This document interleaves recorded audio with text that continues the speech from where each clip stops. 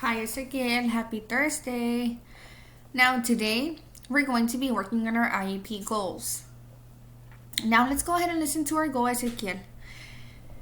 By the end of the 9 instructional weeks, when given verbal, visual model, and gestural ASL prompts, Ezequiel will increase vocabulary comprehension skills by identifying the function of 7 common objects, such as a remote, a chair, a hat, a book, shampoo, pencil, toothbrush, and toothpaste, but 70% of the time.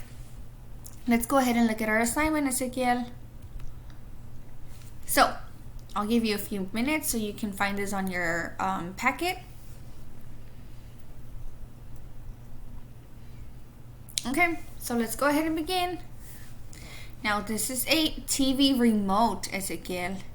The remote is used to change channels on your TV, turn the TV on and off, and it is used for your TV.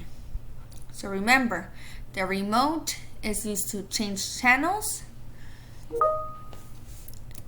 turn the TV on and off, and it is used with your TV.